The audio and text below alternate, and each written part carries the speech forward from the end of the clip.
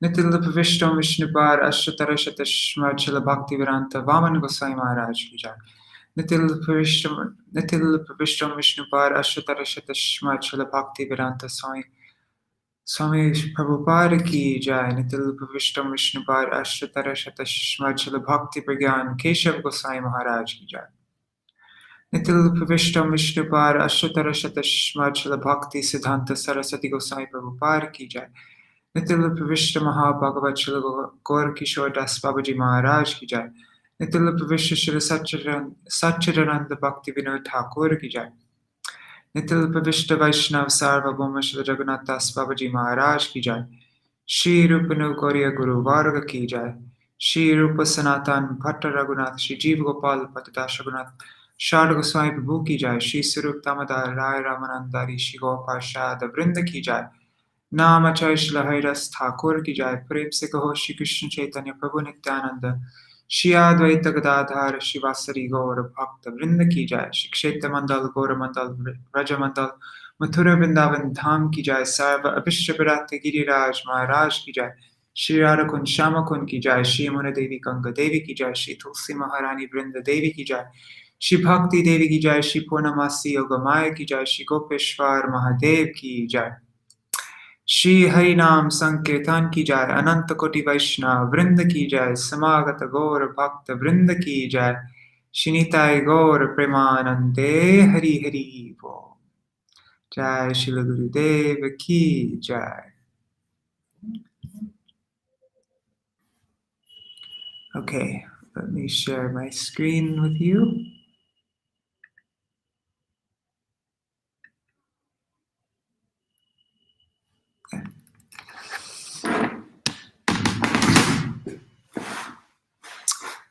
Dandavat pranams, everybody.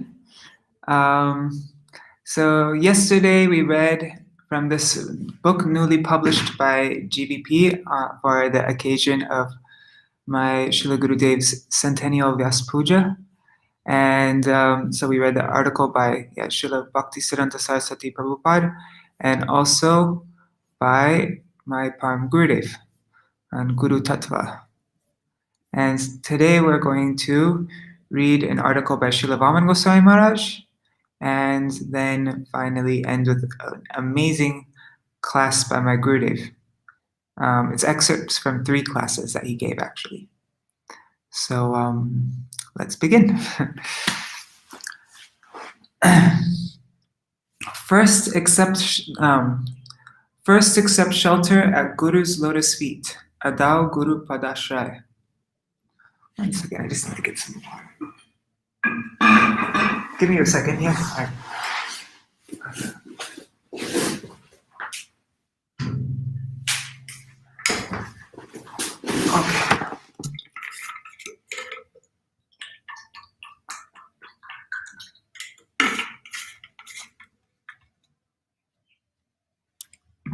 Okay.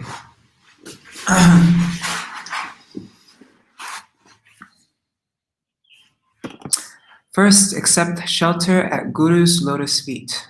Adau Guru Padashray. By Nitilapavishta Om Vishnupad Shishimad Bhaktivedanta Vaman Goswami Maharaj. Oh, and by the way, I will resume the Srimad Bhagavatam reading after a couple days.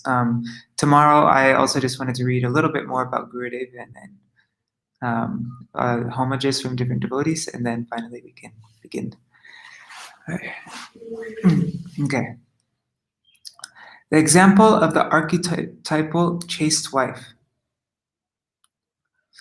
We can see in a worldly context, in traditional Indian culture, that prior to marriage, a young woman does not occupy herself with the daily affairs of her future husband's household. The first thing she and her guardians focus on with great effort and endeavor is developing her and her future husband's relationship. First, a relationship is established with her husband, and then she moves into her husband's home. She is then observed venturing to live in a manner that serves the needs of her good husband and his kin. If, before developing a relationship with her husband, a young woman goes to great effort without purpose to preoccupy herself with the duties of her husband's household, those undertakings prove not to be the cause of auspiciousness. Rather, they invoke the sins and indiscretions of sensual impulses by behaving like a married woman without being married. Therefore, on the spiritual path, it is first of all necessary to establish our relationship with Bhagavan. Bhagavan is our eternal husband, and it is Śrī Gurudev who makes our relationship with that husband. Śrī Gurudev is therefore referred to as Sambandha Gyan Datta, or he who grants transcendental knowledge of relationship. Sambandha Gyan alone is called initiation, Diksha, or divine knowledge, Divya Gyan. Any household activity the young woman enacts prior to developing a relationship with her husband is likened to playing with dolls. It is imitation, devoid of actual purpose, and is but a fleeting mental amusement. She does not actually serve her husband by doing so.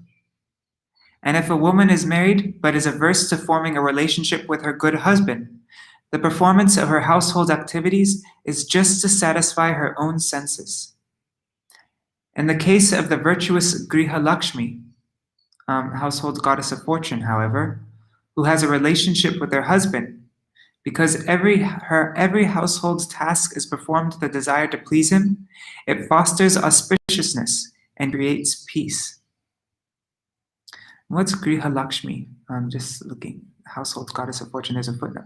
This term refers to a chaste woman in her in-law's house. Okay. Establishing a relationship is pivotal. In his commentary on Srimad Bhagavatam 11.2.34, Srila Vishwanath Chakravarti Thakur has clearly shown the profound difference between the performance of service by devotees, by the devotees of Bhagavan, the difference between the service of devotees of Bhagavan, and the apparently identical conduct of sense-enjoying non-devotees, Vishayi Abhaktas. The sense enjoyers do everything. They're bathing, dining, etc., starting with passing urine and stool in the morning, for the pleasure of their own senses. Meanwhile, the devotees of Bhagavan engage in those very same activities for the purpose of serving Bhagavan, which only culminate as limbs of bhakti. Externally, there is no difference between the behavior of those devotees who are endowed with Sambandha Gyan and those of the sensualist workers. The sole difference lies in their inner conviction and purpose. A devotee with Sambandha Gyan performs all activities for the pleasure of Bhagavan or for the sake of service, while the Vishayi performs those same activities to attain his own pleasures and comforts in this world and the next. In this context, only Sambandha Gyan is favorable for the service of Bhagavan. Any condition devoid of Sambandha creates an unfavorable mood. Therefore, we must first of all become equipped with Sambandha Gyan. Abhidheya, our discernment of duty and its execution following Sambandha. Sorry. Let me reread that. Abhidheya, our discernment of duty and its execution, follows Sambandha. Sambandha and Abhidheya are interconnected like the limbs of the body. If one is not functioning properly, it affects the movement of the body as a whole. Without relationship, the practice, the Abhidheya, cannot be discerned. And without executing the practice, the relationship is not solidified. The goal, prayojan, is only attained after the practice is perfected.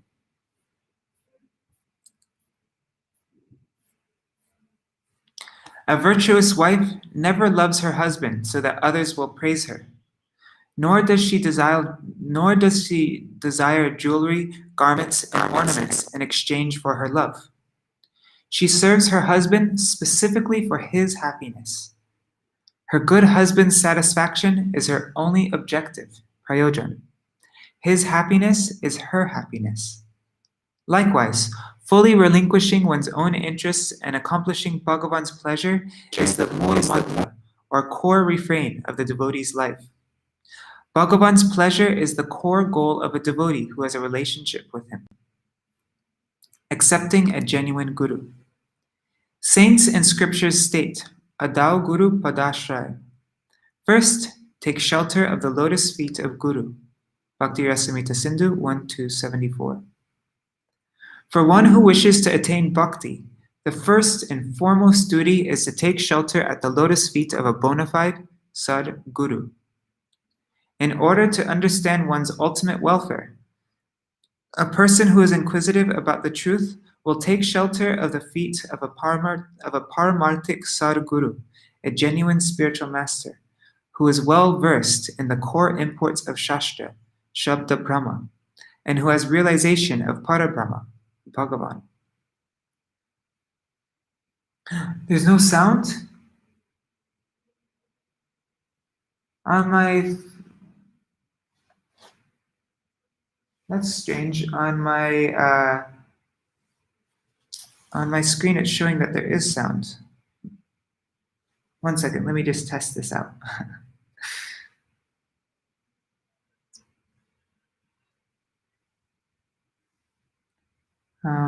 Okay. Let's see. Only Sambandha Gyan is favorable for the service. Okay, it seems to be working. Maybe there's something problem with your phone? I don't know.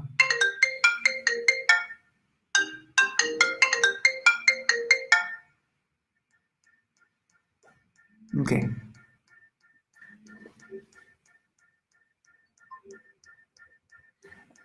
Hey, Janava, I'm just in the middle of doing a live reading. Could I call you right after? For some reason, I'm not getting any sounds. Anyways, Janava, that's so weird. Okay.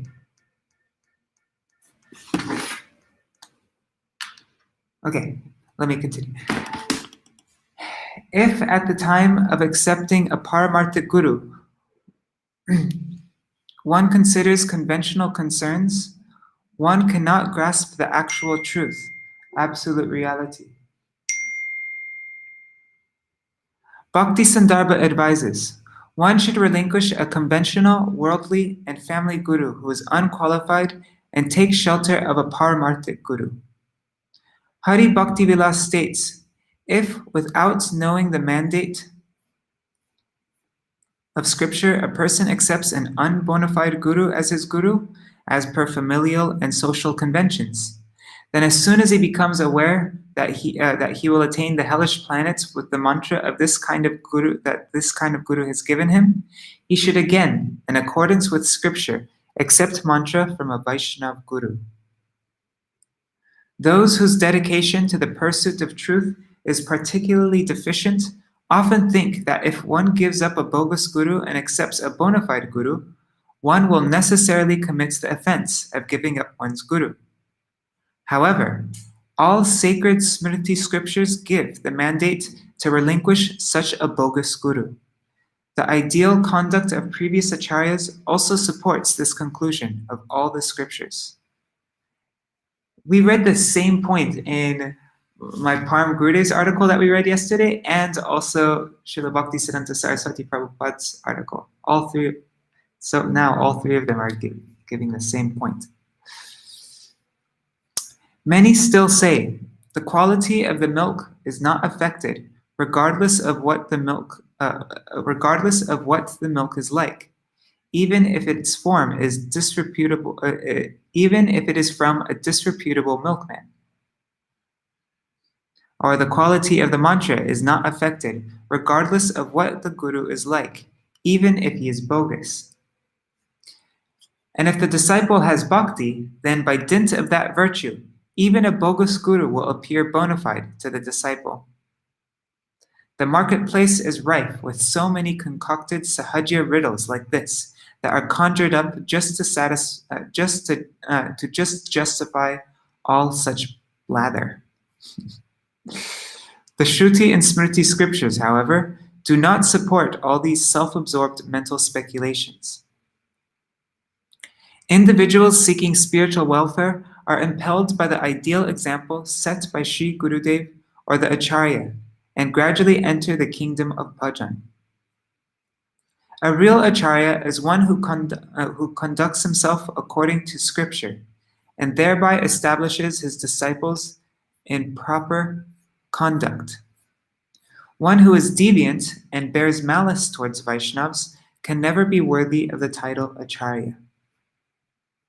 The notion that by the supreme strength of a disciple's bhakti, even the Guru's faults transform into virtues is a thoroughly erroneous conclusion, an apasiddhanta. One who has flaws is laghu, light, as opposed to guru, meaning heavy, and is not worthy of the title guru. A bona fide guru cannot have any fault. One who is shasid, disciplined, is shishya, a disciple, and one who administers discipline is guru. It is thus the duty of a person who seeks his spiritual benefit to one-pointedly take shelter of the lotus feet of a genuine paramarthic guru who is acquainted with the truth of Krishna, regardless of his material caste, family, and scholarship, or worldly dealings. Some say, in stating that a non-Vaishnav can never become guru, Hari Bhakti Vilas has proven to be sectarian. The validity of Hari Bhakti Vilas's statement becomes evident, however, by deliberating upon it minutely. No one but the lineages of pure devotees accepts the eternality of bhakti, the bhaktas and Bhagavan. The karmi, jnani, and yogi lineages have never accepted the eternality of bhakti. Though they deem bhakti to be the means, the upaya, to fulfilling their ambitions, none accept it as attainment, the upeya. They state that bhakti is necessary until mukti is attained. If one is to accept bhakti, one must accept the individual existence and eternality of bhakti, the bhakta, and Bhagavan. However, the fact that real bhakti begins after liberation can be found in the bhakti scriptures. Sri Bhagavat 1.7.10 states, even sages who are Atmaram, content in the experience of their soul, engage in unconditional devotional service to Sri Hari. Liberated personalities adopt bodies of their own accord for all eternity and perform bhajan of Bhagavan. They accept the eternality of Bhagavan, as well as that of Śrī Gurudev and the Vaishnavas, both of whom are non-different from Bhagavan, and they accept the eternality of Bhagavan's abode, name, form, qualities, pastimes, etc., even after they are liberated. If one takes shelter of an eternal reality, one attains just that, an eternal reality. No one can attain an eternal reality by taking shelter of a temporary reality. The Vaishnavas, therefore, take shelter of the eternal truth. Śrī Gurudev is an eternal reality. He exists for time eternal as the personification of all that is dear to Bhagavan, Bhagavat Preshta. The disciple renders service to Krishna for eternal time under the Guru's guidance. It is thus the sole duty of everyone to take shelter at the lotus feet of such an eternal reality, or a Vaishnav Guru. When we say Vaishnav, no one should assume that the external appearance is what makes one a Vaishnav.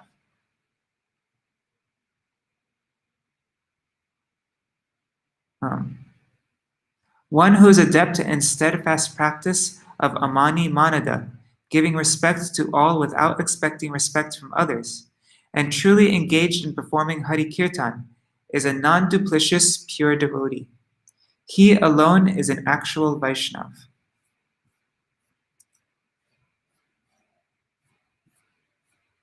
As practitioners of bhakti, we will first of all convey to Bhagavan, in a mood of utter anguish, our piteous pleas for attaining shelter at the feet of a genuine spiritual master, Sadguru.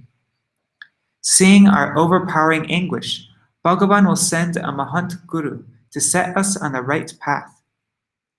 We would never be able to gain darshan of a transcendental Sadguru by following our own minuscule intelligence. If we consider as Guru that person who caters to our mind and to what is popularly called dharma karma, our religious activity, and who supplies fuel to our performance of such activities, then our lives will go in vain, having been driven down the wrong path. If instead of service to Bhagavan, one seeks a clandestine sort of sense gratification, then the moment one sees some Vaishnav hating Prakrita Sahajas, let me reread this. If instead of service to Bhagavan, one seeks a clandestine sort of sense gratification, then the moment one sees some Vaishnav hating Prakrita Sahaja's pretentious gestures of emotion, mundane erudition, and other external tactics by which to deceive people, one will think him to be a supreme Mahabhagavat Vaishnav. And I'm just curious what clandestine means. It's not opening my dictionary. Anyways. Accepting such a pretentious non-Vaishnav as Guru, one will thus become forever cheated of the path of pure devotion.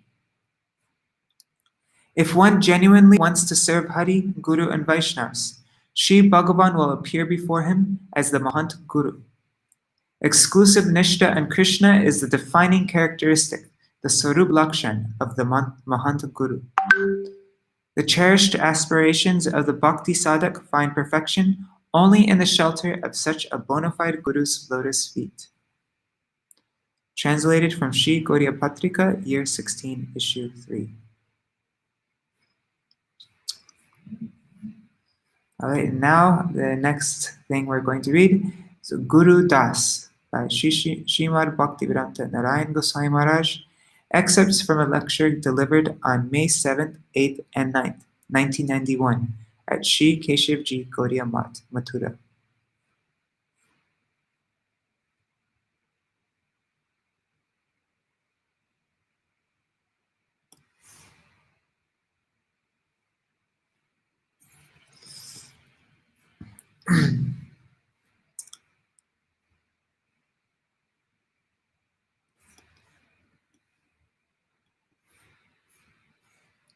Shri Narad Goswami, Uddhavji, and Gopal Kumar were having a discussion, and Naraji became overwhelmed with bliss as he offered his respects to Shri Krishna's pastimes, remembering each pastime and uttering its name.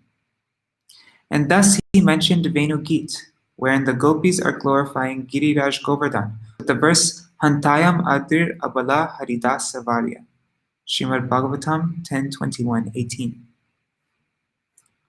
For some days now, we have been discussing this, especially the insights of our Goswamis, of Srila Jiva Goswami and Srila Vishwanath Chakravarti Thakur, that arose in their hearts by the mercy of Sri Chaitanya Mahaprabhu. Sri Chaitanya Mahaprabhu alone is the root of these conceptions. If he had not come, and if he had not infused their hearts with inspiration, then such understandings would have not been revealed in the world. This is why Gaudiya Vaishnavas, before commencing any activity of bhakti, be it studying Srimad Bhagavatam, discussing Nitya Lila, or reading any other grantha, are sure to propitiate Sri Chaitanya Mahaprabhu and accept the shelter of his feet. Srila Sanatana Goswami or Srila Rupa Goswami or any of the Vaishnavas in their guidance are always sure to glorify Sri Chaitanya Mahaprabhu in one way or another and express their gratitude before proceeding. Those who do not embrace a sense of indebtedness to Sri Chaitanya Mahaprabhu are simply not Gaudiya Vaishnavas. Hari Dasa Varya, the best of the servants of Hari. Other people may very well regard Girirajji to be Bhagavan and view worship of him as worship of Radha Krishna or others. However, in our sampradaya, he is seen only as Hari Dasa Varya, because there can be nothing more authoritative than the words of the gopis, especially when among the gopis it is from Srimati Radhaji herself, from her own lips, that we find this statement, Shri Radhika Vaktara Chandrat. O Giriraj, your sweet title, Hari Dasa Varya, issued issued forth from the moon-like face of Srimati Radhika. That's from Srila Raghunath Das Goswami wrote that.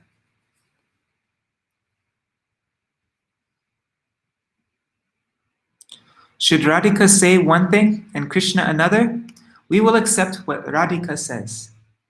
Krishna is sometimes unreliable. Sometimes he will just tell people to their face what they want to hear. If there are two gopis, he will meet one and tell her she is his most beloved. Then he will see another gopi and tell her that it is she who is truly his favorite. What he says to Rukmini, he will say to Satyabhama. He will tell everyone that what they want to hear. This is why Srila Vishwanath Chakravarti Thakur says that we do not trust the words of people who live in Mathura. That's from in Bhagavad Gita, 1865 Sarartha Varshini commentary. We do not trust that part of Krishna who lives in Mathura, but we have full conviction in Srimati Radhika ji, in what she has said, what has issued forth from her lips, that Giriraj is Hari Dasa Varya. This is why we regard Giriraj to be the greatest servant of Hari. Once, when Sri Chaitanya Mahaprabhu was residing in Puri, a Vaishnav from Braj, gave Mahaprabhu a small necklace of gunja berries and also a shila of Girirajji. Mahaprabhu was very delighted to receive that shila, so much so that he could not decide whether to keep it on his head or to rest it on his eyelids, whether to keep it inside his heart or outside. Nor could he decide what to do with it. Should I bathe it with ocean water, or should I ask for some Ganga water from Sri Paramananda Puri's well and bathe it with that, or with my tears? He could barely determine where to keep it, how to worship it. He did serve it, seeing Giriraj to be Krishna and the Gunja necklace to be Radha. He would pick 8 tulsi manjaris, each with a beautiful soft bud in the center of 2 soft leaves, and offer some water. He served with bhav.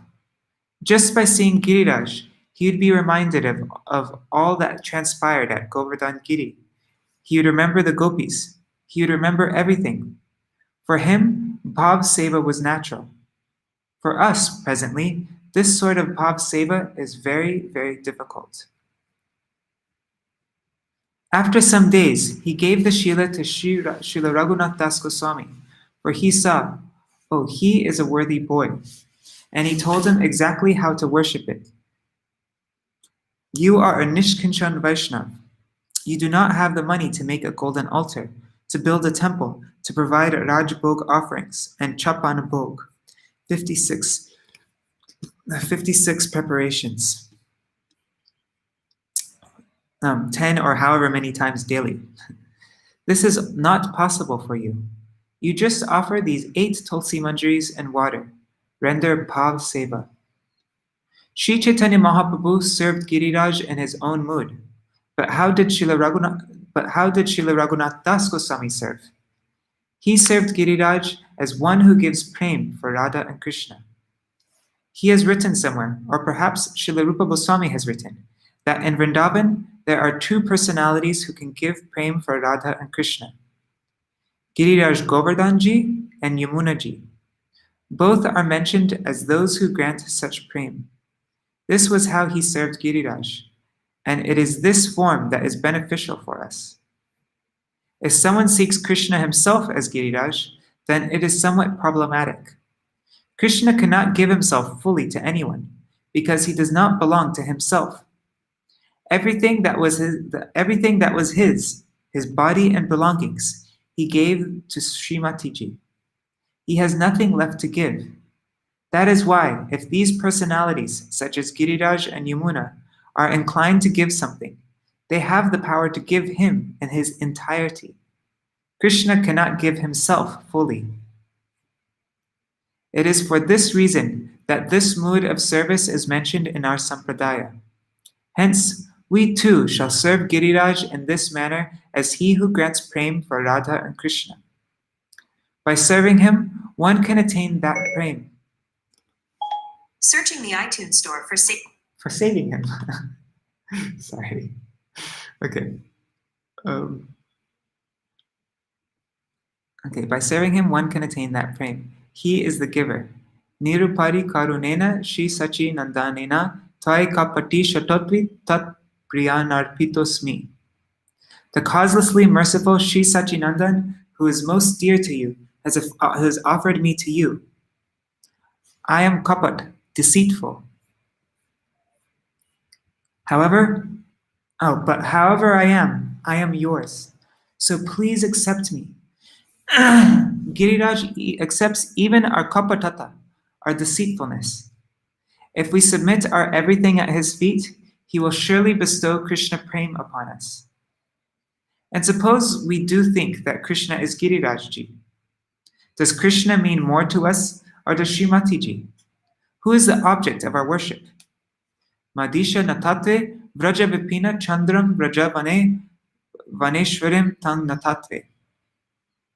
The moon of Vraja's forest, Krishna, is the lord of the life of my mistress, who is the goddess of Vraja's forest.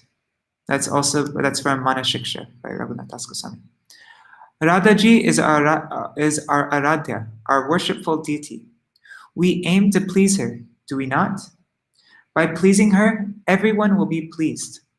This is why the topic of Haridasa Varya is mentioned. This is our objective. But to become Haridasa Varya, there are some prerequisites. We must look to the light, to that which is not darkness. Tamaso ma jyotir gamaya. Don't go to the darkness. Sleep, laziness, madness, what are these? They are darkness. Jyotir gamaya. Go towards the light. Harikatha is the light. Before becoming the servant of Hari, there are first some other endeavors we must make. First, we become liberated.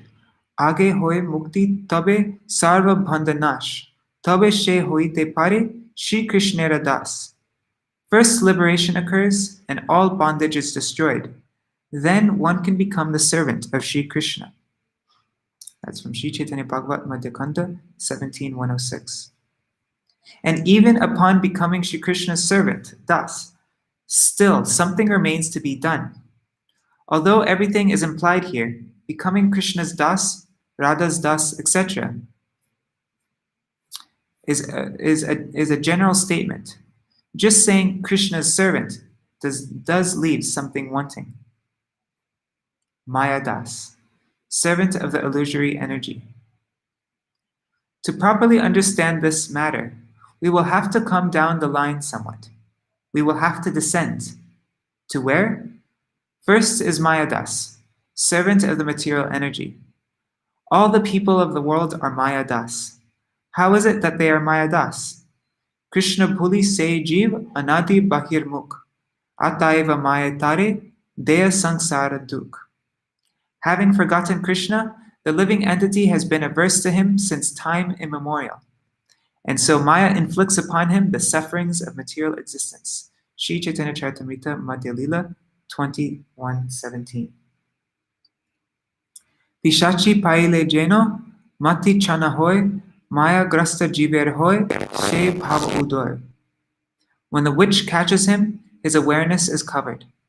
The state of conditioned existence then arises for the soul thus gripped by illusion. Kabu raja, kabu praja, kabu viprashudra, kabu duki, kabu suki, kabu kita kshudra. Sometimes he is a king, sometimes he is a citizen, sometimes he is a priest, and other times he is a laborer. Sometimes he is happy, and sometimes sad. Sometimes he is sometimes he is a small bug. It's from Sri Prem Vivarta 635. Brahmanda Brahmite kon bhagyavan ajiv, Guru Krishna prasade pai bhakti lata bij. Wandering throughout the universe, a fortunate soul, by the grace of Guru and Krishna, obtains the seed of the vine of devotion. Mali hoya kore she bij aropan, Shravana kirtana jale koro e sechan.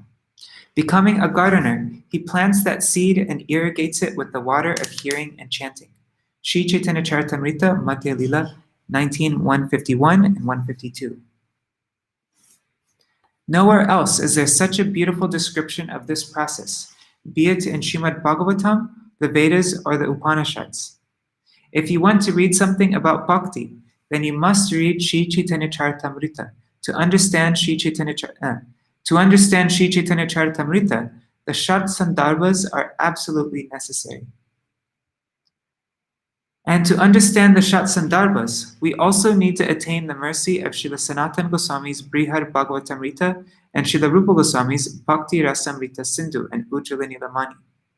Otherwise, we will not be able to understand these books at all. In addition, to explain all of these books, we have the writings of Srila Bhaktivinoda Thakur, Srila Vishwanath Chakravarti Thakur, Srila Jiva Goswami, and others. Ours is a huge and weighty fortune, but at least we have come in contact with this dhara, our current, the line of thought. If not today, then maybe tomorrow, we will be able to become immersed in it. Just how immensely fortunate we are. So first of all, we are Maya Das. What does Maya Das mean? Servitude to Maya entails that our consciousness is engrossed in this body and all that pertains to it. Wealth, followers, children, family, all the objects of our attachment, all that is there in this samsara. As long as we are entrapped here, all of this will surely remain with us in one form or another. When the soul receives the mercy of Sadhu and Guru, or Krishna and Guru, Guru Krishna Prasadi Pai Bhakti Lata Bij, he begins to rise somewhat.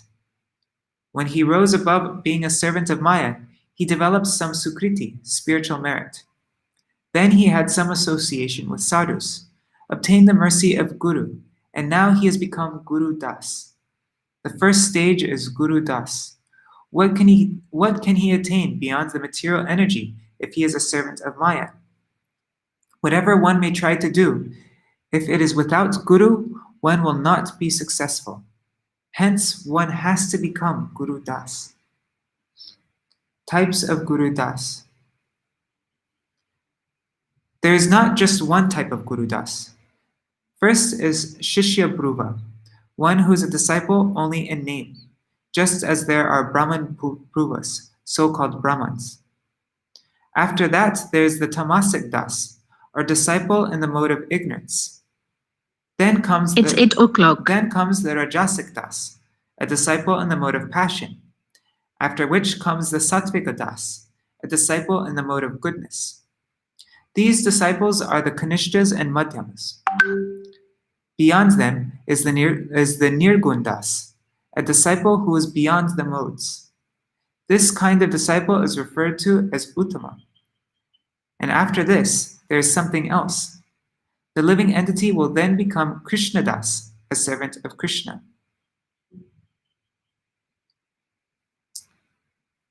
I love how we see the same points coming through in all of our Acharya's articles on Guru-tattva. Our Param Gurudev was talking about these different levels of Guru, and now my Gurudev is talking about these different levels of Das. Tamasic, Rajasic, Sattvik, Nirgun. To understand this topic, first understand what Shishya Bhruva is. He is not a servant of Guru, but he says he is. Guru Bhruva, being a Guru in name only, is also mentioned. He does not have any real qualities of a Guru, but he pretends to, and to gain physical and worldly pleasures, he makes disciples. That is a Guru Bhruva. Someone who has no connection with the spiritual realm is called a Guru Bhruva, one who is Guru in name only. A Shishya Bhruva, somebody who's a Shishya in name only, is one who does not have any real relationship with Guru.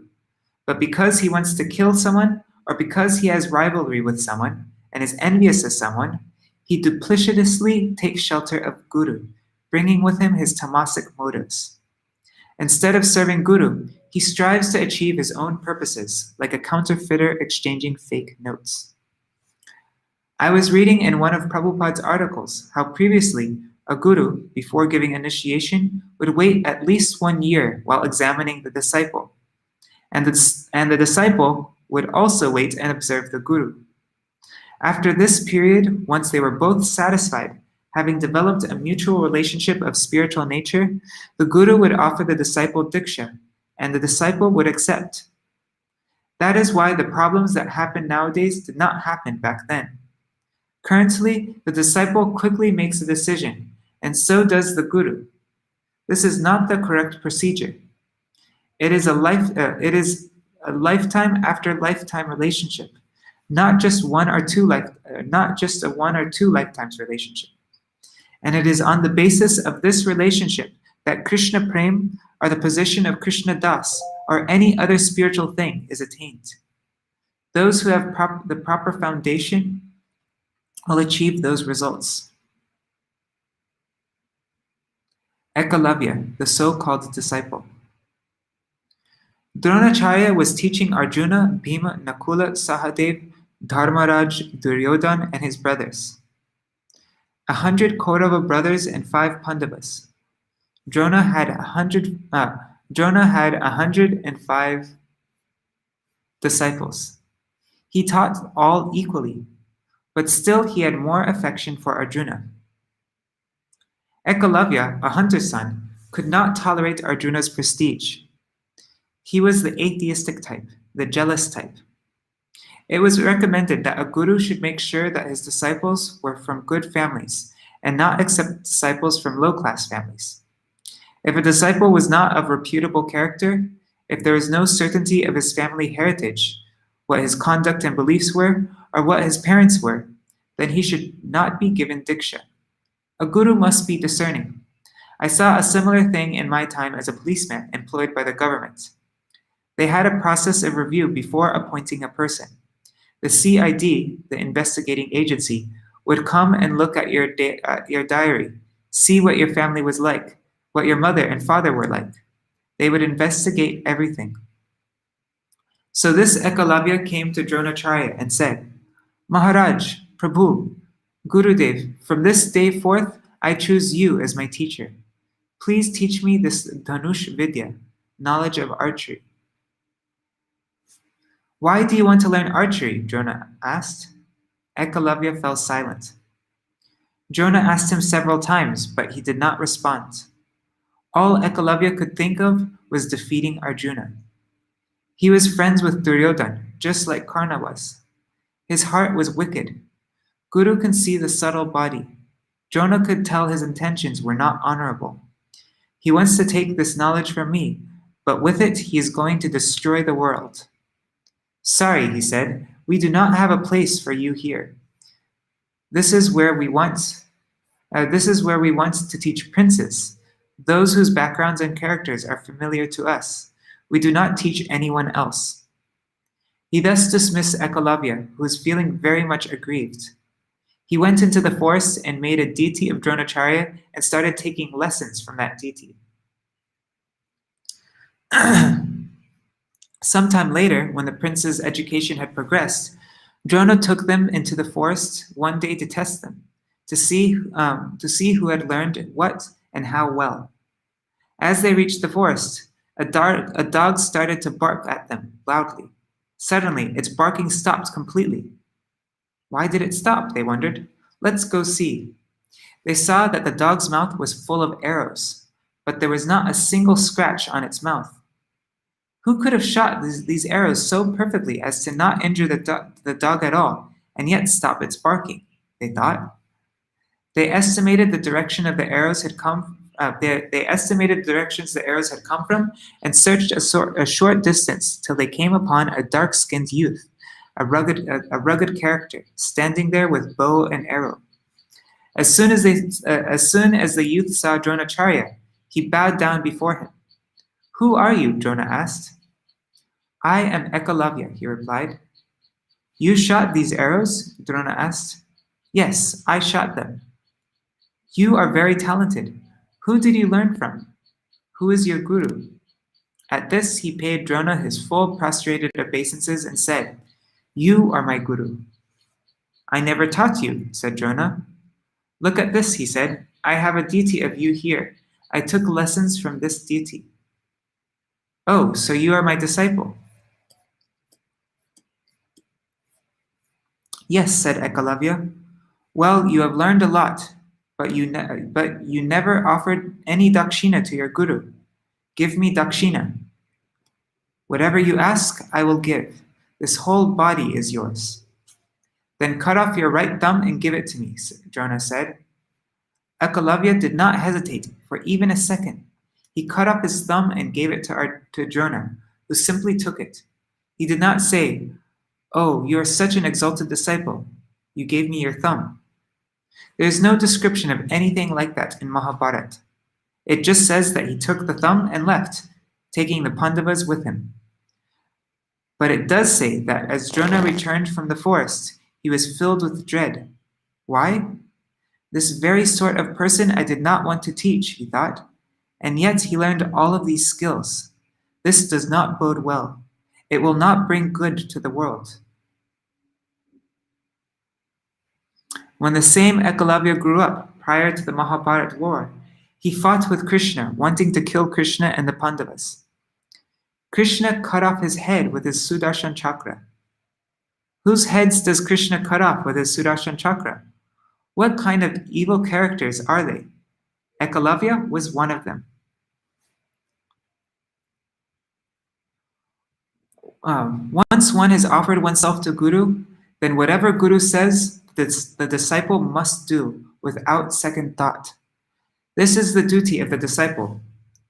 Drona told him, I will not teach you, for you are not suitable. But Ekalavya insisted on learning. What Drona had said was said for a reason, for the good of the world, and Ekalavya disobeyed that instruction.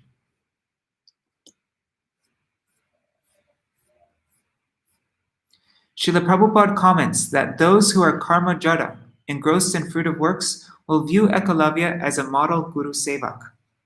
Their intelligence has been ruined. Devoid of the capacity to make proper judgment, they see only the gross aspect of existence. They will not venture into the inner aspect, which is why they do not believe that there is such a thing as spirit. This is the case of the Shishya Bhruva, the so-called disciple. Karna, the tamasic disciple. Okay, so first is Shishya Bhruva, now we're tamasic das. Tamasic Sevak, sorry. Now let us proceed to the Tamasic Sevak, our Guru Das, a disciple in the mode of ignorance. Take Karna, for example. He saw how good an archer Arjuna was, and how jealous of him, and was jealous of him. He ended up being humiliated in a contest in which he competed with Arjuna. At the end of the contest, Bhishma Pitamaha said to him, Grandfather Bhishma said to him, "You came here to prove yourself as equal to these royal princes. But first tell us what your lineage is. You have shown us your skill in competition with Arjuna, aiming as well as he does, shooting the eye of the fish. Whatever he did, you have done. Everyone is amazed. But since you have come to compete with him, tell us this. Whose son are you? These are the sons of Pandu, and these are the sons of Dhritarashtra. So whose son are you? Tell us the name of your mother and father." Karna could not say, "What? You do not know who your mother and father are?" "I am Radheya," he said. "My mother's name is Radha." "Oh, you are his son. The person who drives the chariots? He is a Sutta Putra, one of mixed castes. So you are a Sutta Putra. A Sutta Putra has no rights to compete with princes. Leave this place immediately." That is when Duryodhana stood up and gave Karna his crown, saying, "He is the king of Angadesh and my best friend. You must respect his place here among us." But in front of Bhishma Pitamaha, none of this worked, and Karna, embarrassed, left. Where did he go? He went to Parshuram. To defeat even Bhishma, I have to learn from his guru, he thought. Parshuram asked him, Whose son are you? What caste are you from? He said, I am the son of a Brahmin. Very well then, said Parshuram. Karna did not say that he was a Kshatriya, otherwise Parshuram would have reacted adversely. He told him he was the son of a Brahmin. The Rishis and Maharshis are very simple and straightforward. Parshuram believed him. Why would he lie? He has come to learn knowledge of sacred weapons. He has come for a virtuous purpose. It is only right to give him the knowledge he seeks.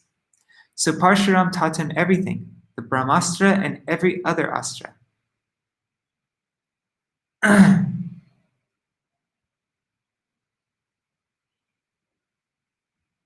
Shishibhruva, so-called disciple which the teacher never accepted. Ritvik. Huh, that is interesting. Yeah, I never thought of Ritvik like that. That's interesting. Okay. Karna was about to complete his studies and leave his guru's ashram. It was just a few days before his return. One afternoon, the great sage put his head on Karna's lap and took a nap. It was the monsoon season, and an insect, a Vajrakita, climbed onto Karna's leg and bore into it, coming out the other side. Jeez, my goodness. A stream of blood gushed from his leg, but Karna did not move. The blood touched Parshurama's head. Feeling something warm, he woke up. What is this? He saw blood everywhere. Where did all this blood come from? This insect bore into your leg, and you did not say a word? No, he said, I did not want to disturb you. You cannot possibly be a Brahmin, said Parshuram. You are definitely a Kshatriya. Brahmins do not have such tolerance to pain. A Brahmin would have surely woken me up. Tell me the truth, otherwise I will curse you right now. Whose son are you? I am a Sutta Putra, he told him. Why didn't you tell me this before? And why did you want to learn weaponry? Tell me the truth. To defeat Arjuna. You did not tell me this to begin with. You are not a real disciple. You lied to me. Go. Because you lied to me, when the time comes that you really need this knowledge, you will forget everything you have learned. Until then, yes, you may have use some of it. You may have use of it. Just as you have treated me, hiding the truth, I will treat you. Ye yata mang prapadyante tang sataiva bhajamyaham. As one surrenders unto me, I reciprocate in turn. This, keeping grudges and envy within the heart, is typical of the tamasic mentality. Karna is an example of one in the mode of ignorance serving Śrī Guru. There's a double in here. My God. Let us proceed a step further to the Rajasic disciple. What is a Rajasic disciple? It refers to one who serves Guru to obtain pleasure, luxury, indulgence, a wife, or a husband. And the discussion between Kapila Dev and Devahuti, there is mention of Rajasic, Tamasic, and Sattvic Bhakti. This gradation of the modes pertains to Bhakti. Depending on the mode of the practitioner, Bhakti is referred to by different names. In fact, Bhakti is of one kind only, Uttama Bhakti. Likewise, there is only one kind of Guru Sevak, but according to the various moods of devotion individuals have, or what they are concerned with, they are given different names. Bhishma's enactment as a Rajasic disciple. Bhishma Pitamaha vowed that he would not marry. I will remain celibate my whole life. I will not accept the throne. However, to get his brother married, he won the three daughters of the king of Kashi, Amba, Ambalika, and Ambika, and brought them back to Hastinapur. Two of them married his brother, but the other refused and said, I will marry only you.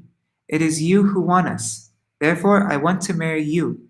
You must marry me.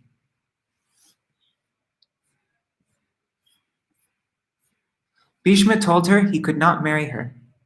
She asked for help from everyone in the assembly, but none could help her. Bhishma was very formidable, very strong, so she went to his guru and began to weep pitifully. "Why are you crying, daughter?" asked Parshuram. At that time, Bhishma was known as Devavrata.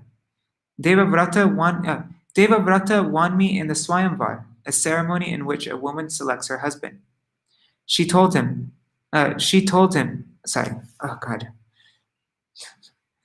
won me in a Swayamvar, she told him. And then he has brought me to Hastinapur. But he has brought me here to marry his brother. I want to marry him, yet he won't marry me. Please talk to him. When he won me, I gave him my garlands. I will only marry the person I gave my garlands to. She was weeping profusely. Parshuram felt compassion for her. He summoned Bhishma, his disciple, and asked him, "Why won't you marry her? You won her, yes?" "Yes," said Bhishma. "Then why won't you marry her?" "Because I won her for my brother. I defeated everyone at the Swayamvar and abducted these princesses, but for my brother." "I don't know anything about that," said Parshuram. "But if you want her, you should marry her." "But I made a vow to my father that I will not marry, that I will not take the kingdom. I made a vow in regard to the kingdom and marriage. This I did for my father. I will not marry her." "Then why did you go to the Swayamvar and take her away by force? Were you not thinking about your vows then? Who will take responsibility now?" Bhishma still refused. Parshuram insisted, "Either you marry her or you fight me." When Bhishma heard this, he became so happy. He had found a way out. "I will fight with you and die, but I will not marry." So they fought, and in the end, neither of them could win. Brahma and others had come to and mediate a truce.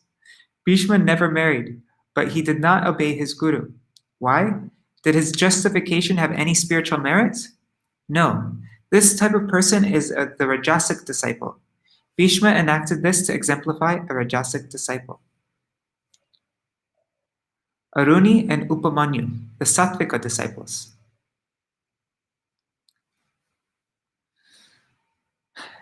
In the Sattvic category are the examples of Aruni and Upamanyu. What did Aruni do? On the order of his guru's wife, amid torrential rain, in the middle of winter, in the freezing cold, he went to repair a broken dam in the field. His guru's wife had told him the flooding water was going to damage their home. So again and again he kept trying to fix the dike, but it kept breaking. The flow of the water was very strong. He kept building up the dirt, but it kept getting washed away. Finally, he saw there was no option but to lay himself across the breach. Some water still escaped, but much less. He lay there like that all night. By morning, he was practically lifeless, freezing and covered in dirt. His guru came looking for him. "Aruni, where are you? Aruni?" In a faint voice, with all a dying man could muster, he called out weakly, "Guruji, I am here." "Where?" "Over here." His guru came over and saw the state he was in. "Why are you lying here?" he asked. "I tried. I could not stop the water, so I lay down." His guru raised him up and embraced him to his chest, blessing him to have instant realization of all the Vedas and Vedanta. Aruni became a mantra drashta rishi, a sage and seer of the mantras. Upamanyu's case was somewhat similar. His guru told him, "Stop eating so much. I order you. You are getting so fat. Do you drink milk from the cows?" "Yes," said Upamanyu. "After the calf drinks, I drink what is left." "Don't drink milk anymore," his guru said. Sometime later, his guru asked, "You're still getting fat. Are you continuing to drink cow milk?" "No, I am not." "Then what are you eating?" "Well, when the cows are sitting down to chew their cud, there is some foam that forms on their mouth. I take this foam and eat that." What? You're eating foam from the mouth of cows? From tomorrow, don't do that anymore. Don't do that anymore. Yes, as you command, said Upamanyu. The next day, he did not eat anything. He was so hungry he ended up eating some leaves from a plant, but the leaves made him blind, and he fell into a well. In the evening, the cows came back from the pasturing grounds. The Guru and his wife noticed that the cows had returned, but that Upamanyu had not. Where did he go? They wondered. His Guru went out looking for him. Where are you, Upamanyu? Where are you? As he was searching everywhere, night fell.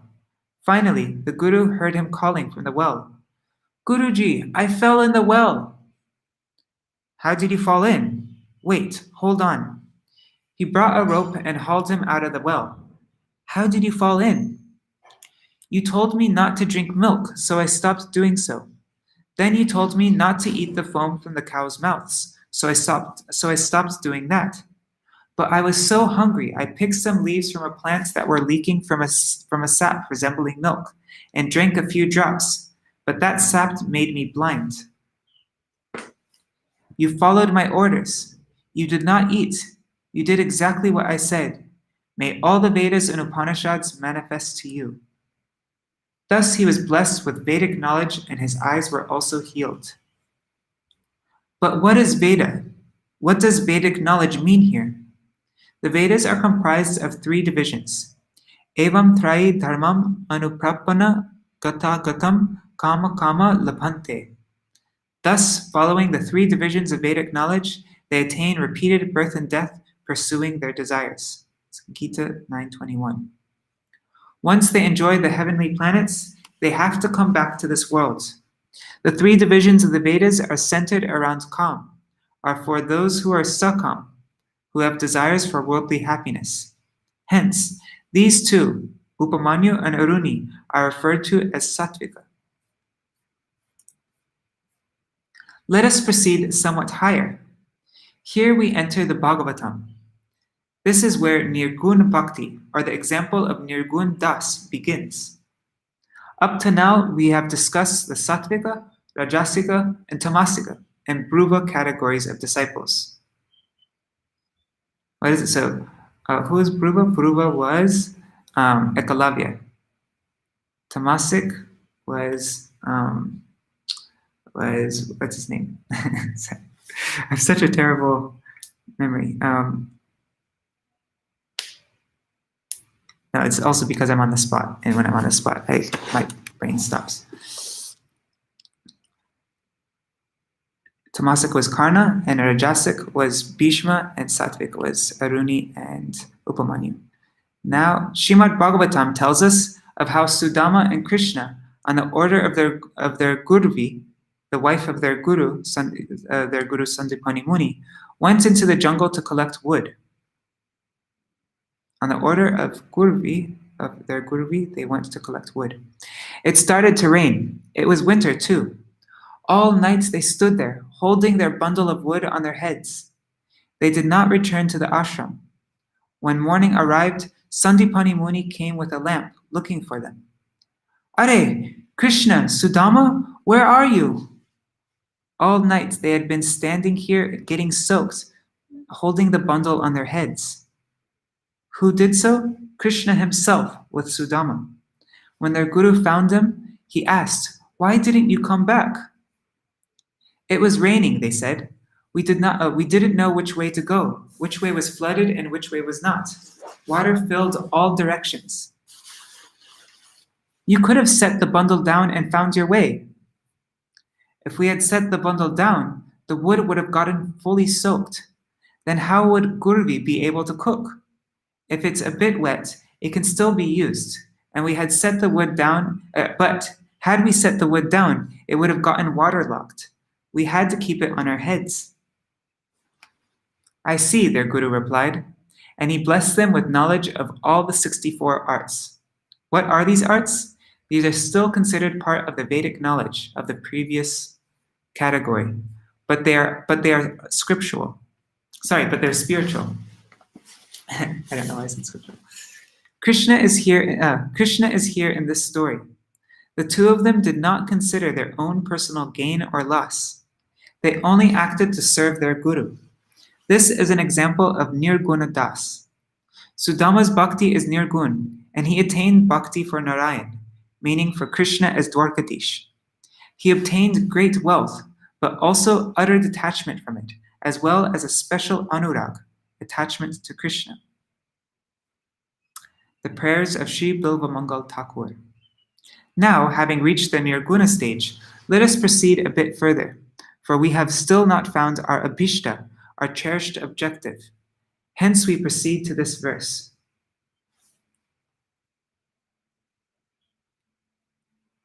Oh my God, there's nobody there. Anyhow. Okay.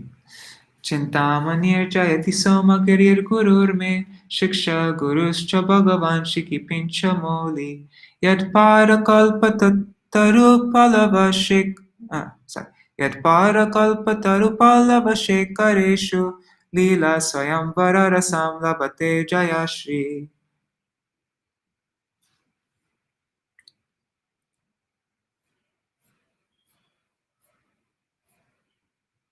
This is a long article.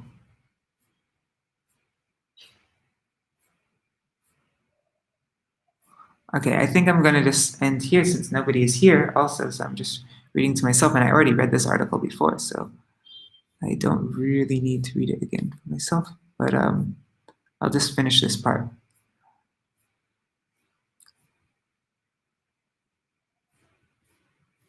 Okay, the prayers of Śrī Bilvamangal Thakur.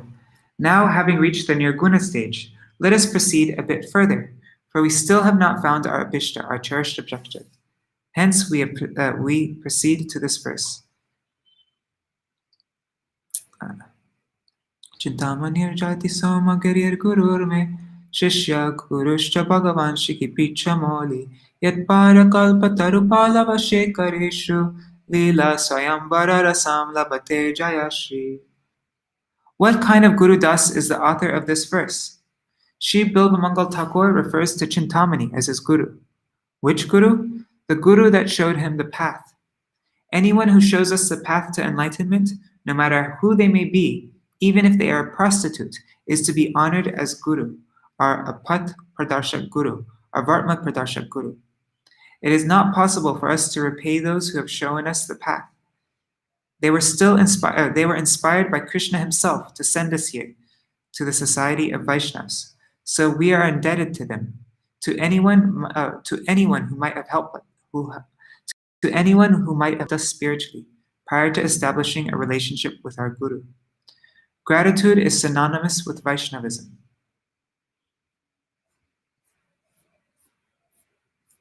Those who have no sense of gratitude have not the slightest trace of the quality of a Vaishnava in them. First, Śrī Bilvamangal Thakur pays his respects to Chintamani, then to his Diksha Guru Somagiri, and last of all, he pays obeisances to his Shiksha Guru, Shiki Pichamoli Krishna, who wears a peacock feather on his head.